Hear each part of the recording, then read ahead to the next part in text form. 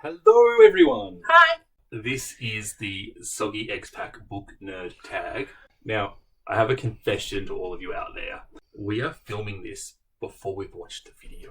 Because we're bad. Because we got tagged in it as we were setting up to film. Let's just do it. Come on. Rapid Chop, fire. chop. Editing Scott here. I'd just like to say we have watched that video by Heather and Sean, and oh my god, how good is it? If you've not seen it, check it out. Sean should take over some sort of talk show. James Corden, get off, and Sean can replace Corden on whatever show that is, and Heather can be Sean's guest every episode, and that would just be a ratings boom. Soggy, cold, soggy fries, yay or nay? I mean, who does that? Cold, soggy fries. I do like the soggy ones, but only when they're hot. Who likes them cold? Hey, That sort of thing. Breen. No, in your box. Come on, do you want to come up? Come up. Hey, dog. Oh, he's a stinker. I'm really insulted that people eat cold soggy fries. Like Hot soggy fries. hot soggy fries? Yeah. Hot soggy fries, cold soggy fries. Expat, have you ever lived abroad? If not, would you? No?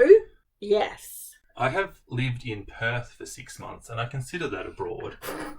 It's the equivalent of being in London and moving to St. Petersburg. I mean, is it? I mean, if... It's pretty far, but it's not Russian. They're very different culturally over there. Mm. It's very hot. I got a blood nose from, relentless heat, and they mocked me for it. Book. A trip you took and or would like to take because a book or author made you want to see it in person. When I was in my 20s, I gallivanted around the US for about 3 months. Despite the fact that it was completely inconvenient and meant some driving without sleep, we drove through Salinas because of Steinbeck, essentially. Oh, well, yeah. Myself and the girls I was travelling with, we were all Steinbeck fans, so we stopped and looked at the scenery and felt like we were, part of the stuff. Did you see any rabbits? No. It's real misinformation, Steinbeck. I don't think that was Steinbeck's fault. And then Probably all dead. the other place that I went to on that same trip, that was bookishly inspired, was I went to the Frank Herbert Museum in Seattle, which is one of those trashy museums. It's not really it's a terrible museum. I love those really it looks like it's made by some kind of elementary school kid museum, and all the exhibits look like, you're like, why is this important? You and your dad, when we went I love to those things. Dublin and their museum about Vikings, and your dad's just so happy. Gleefully skipping through these wax figures. And I tell you, with Bill, what he's actually doing is mocking it inside his head, and that is what's made him happy. Is this one? I mean, maybe it's his fault that I have this weird... But I like weird museums that are shit, yeah. Because they're shit. I don't think that a book has ever made me travel. I think that travelling has made me interested in books from a region. I think that I like Indian literature more because I have been to India. Mm-hmm. I have spent more time in Nepal than India, and have never picked up a Nepalese book, though. But there is something about access and ease of access to books to be said. Book or author from Canada and or Wales you'd like to read. I'd like to read all the Welsh things because I have Welsh heritage, and I have read no Welsh things. I think my favourite Canadian author is Marianne Taves, because I've only read Fight Night from her. I read it earlier this year, and I really want to read All Our Puny Souls and the other Marianne Taves books. That's a good title. Your soul is definitely puny. Random. Embarrassing parent story time. At a time your parent/guardian embarrassed you to your core and you're still recovering. Or a time where you were that parent. Your mum. You have to tell the story of your mum and taking off her pants in front of your friends because she wanted them to leave. I mean, I'm not even sure that's when she was the most embarrassing. But that's the story. What's your story? You just let me repeat your story. Yeah, what's your story? I forget why, but my dad went to a parent-teacher interview night at my school. None of the students were there, just the parents and the teachers. He definitely has opinions about things when it comes to education, my dad. You think? He definitely didn't agree with something that the teachers said. And my dad is a maths teacher, to put that into a little bit of perspective. So there was a professional difference of opinion. And I went to a private school that my dad was paying for. And maths teachers do not make the biggest salaries. And that was a big sacrifice for him. Especially because there was 4 of you.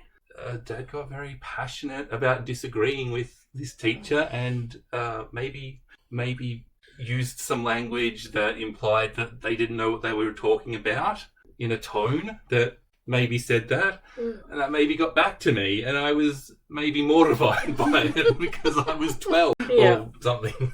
Maniac. 1 or 2 other things you are a maniac about, aside from, obviously, being a book maniac. I am a coffee maniac and a cuddle maniac. You're a statistical maniac. You like anything that you can get into the statistics and tactics of. Yeah. Politics, soccer, cycling, fucking cricket, all of it. I do like analysing shit. Yeah. I like puzzles. Random. Have you ever been hideously lost, literally or figuratively? So Nell and I went on honeymoon to France. I don't know why this was happening, but we had one bank card to share between the 2 of us, and we were in a hire car. And in Australia, you would put petrol in your car, and then you would go to the person there, and you would pay them money. In France, they often don't have people there; they just have the pump, and you tap the pump, and then it lets you fill up. And we had some weird thing happening where we could only fill up if they used certain banks. And we were in the middle of France. We didn't really know where we were because Nell wanted to see some village that was abandoned when the Nazis invaded and like literally left how it was, which is pretty awesome actually. It's really good stuff. It's called Orador. Yeah, it was beautiful. Creepy, but beautiful. But we were quite low on petrol when we got there, and we didn't know where the nearest petrol stop was. And every time we went to a petrol stop, we kept tapping the card. And it would reject it. You were so panicked. I was very panicked. This was resolved by pure luck of finding one that gave us petrol. We then made sure when we got to a town or a city to withdraw a whole bunch of cash. And that everywhere we drove, we went on the motorways which had manned petrol stations. So if they didn't accept our card, we had cash to pay them. But we would never carry cash around in Australia because... Weird. What the fuck? I was thinking about on our first date when we were lost. Oh, yeah. Nell and I are from different parts of Melbourne. And Nell came down to me and I had made reservations at a restaurant 15 minutes from me.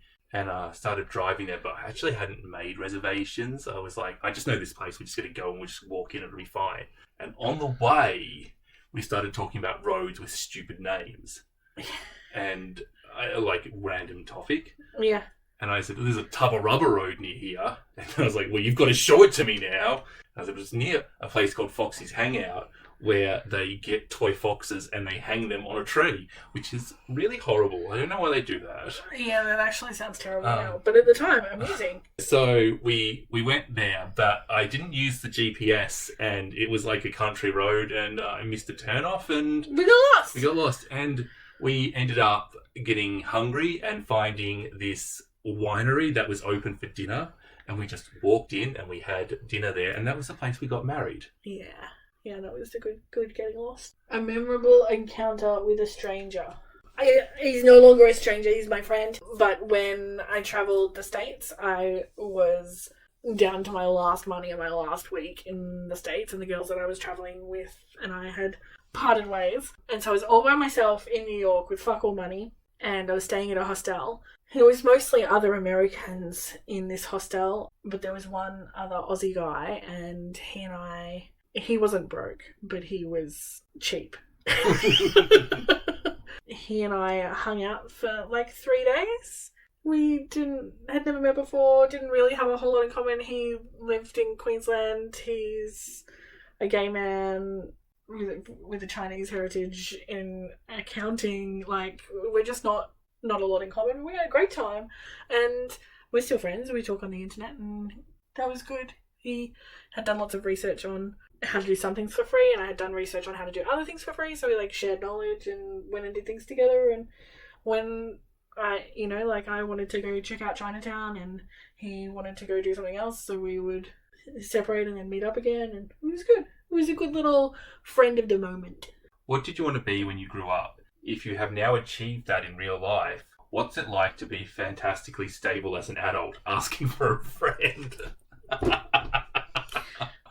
Now, I have a real confession now, because this will shock you. Mm.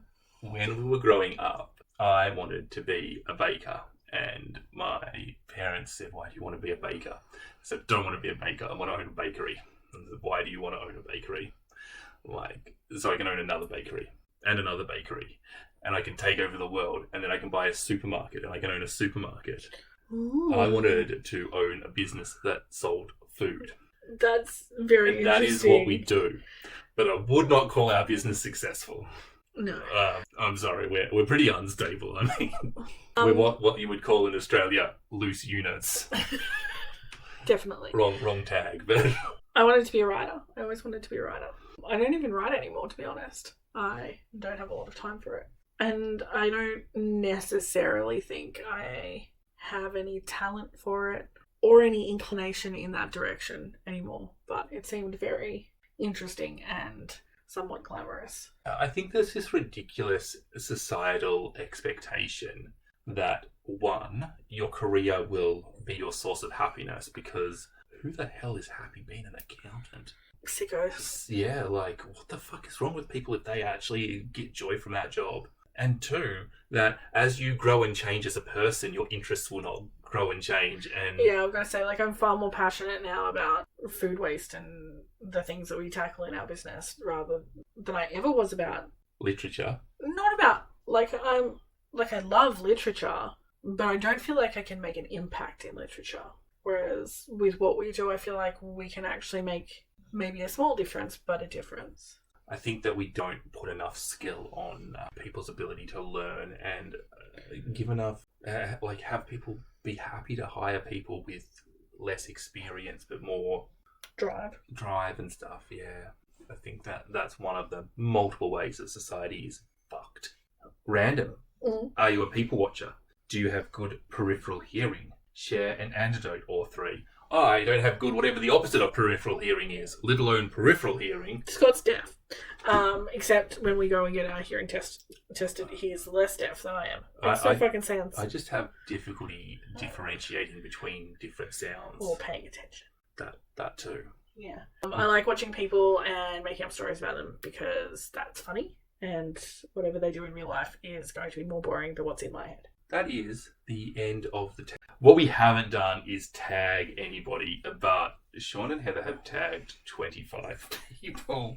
We still have to tag people. How annoying is it when people do our tags and don't tag people? That's fucking rude. Yeah. I'd like to tag Danny at Spinelli Speaks because I miss her. She's not been making videos since she has multiplied. Well, that's what I say. I'm tagging Danny. I'm tagging Rosie Cockshot.